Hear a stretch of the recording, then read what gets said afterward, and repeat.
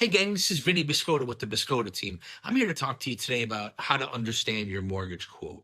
So when you get pre-approved, they're going to base your pre-approval on a estimated interest rate. So they're going to take your credit, they're going to take the type of loan that you're purchasing, and they're going to put all that information together, and they're going to come up with an estimated rate for usually what that day's market is showing. So let's just say they're using 7% as the interest rate, right? And that's the day that they ran your credit, they did your approval, and now you're out there shopping. And you've been shopping for maybe 3 weeks, almost a month. Well, the rates change every day, and you're not able to lock the rate until you're under contract on that property, right? So you can execute and you can lock immediately, but the thing that you have to understand is that that rate is going to be different than the rate that's on your pre-approval that was used for that estimate to come up with what the payment was going to be and how to factor in your debt to income ratio. They need a number to work with. So we have to take that into consideration. The second thing that we have to think about is that our homeowners insurance cost is going to be different for every property, depending on how old the roof is, what shape the property is in, what type of property it is. So we want to have a quote is done as quickly as possible so that we can deal with real numbers, because in most instances, the estimation that they use in your mortgage quote is probably wrong.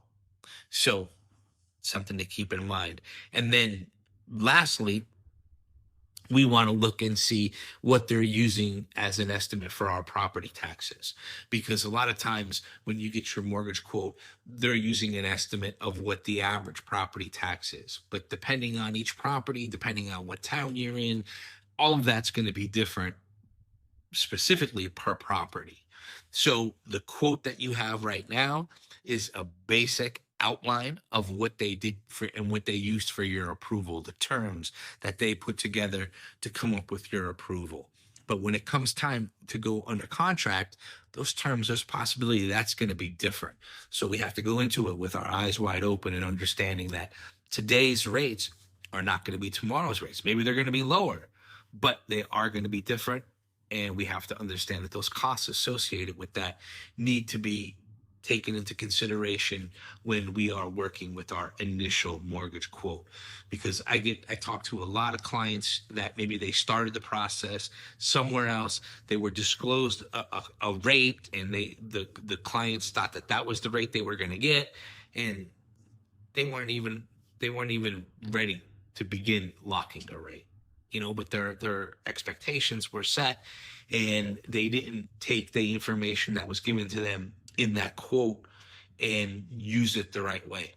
They kind of were expecting this is what our payments are going to be, and you have to understand that if you've been shopping for a few weeks, those rates could have moved multiple times. So, you got to take it with a grain of salt while you're out there beginning that process. If it's quick and the markets don't change, fantastic. But if you've been shopping for 30, 60 days, if there's not a lot of inventory in your market, you're going to find these variances. So I hope this helps. If you have questions, if you'd like to get an idea of what it looks like for your payment starting your pre-approval process, you can give me a call. My name's Vinny. You can reach us at 817-714-5090, or you can reach us at thebiscottoteam.com.